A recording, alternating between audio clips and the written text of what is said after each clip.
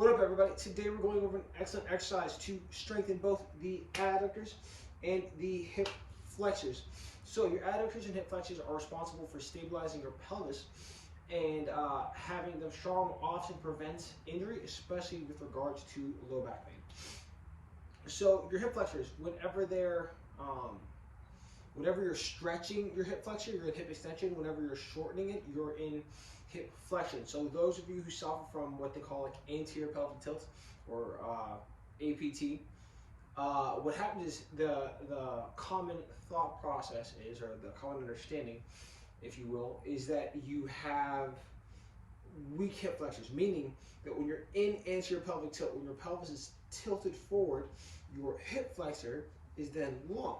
So if you strengthen it, it should become, slightly shorter, allowing you to be in a better pelvis position. Obviously, there's different viewpoints on that. I'm not here to get into you guys about that today. What I'm going to do today is show you how to strengthen both the hip flexor as well as the adductor in one, I don't want to call it a simple exercise, but one powerful integrated exercise. So I have my bench. I'm here.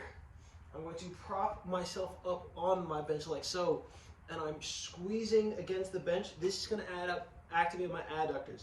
Now from here, I'm driving the knee towards my chest, like here, using my adductors to do that, as well as my hip flexors. Really, really working my core. I'm going to show you guys from a slightly different angle.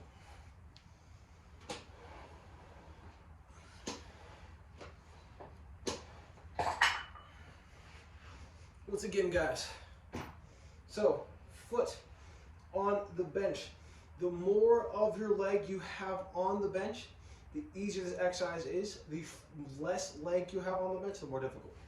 I'm feeling a bit confident, so I'm going to go mainly foot on the bench, and we'll see if I regret my confidence. So here, I'm on this forearm, prop myself up, boom, and I'm stable. Once again, working those adductors, hip flexors, making them nice and strong. Boom. Yeah, guys, once again, a really, really great way to train your core. Gonna make you strong and resilient and even harder to kill. If you have low back pain, I would start with an easier exercise before coming to this, but this would be an exercise for those of you who compete in powerlifting or do things that have you stable or stagnant or static, where your core has to engage and prevent rotation and do any deviations like that. This is a great exercise for you. But yeah, I hope you guys enjoy it.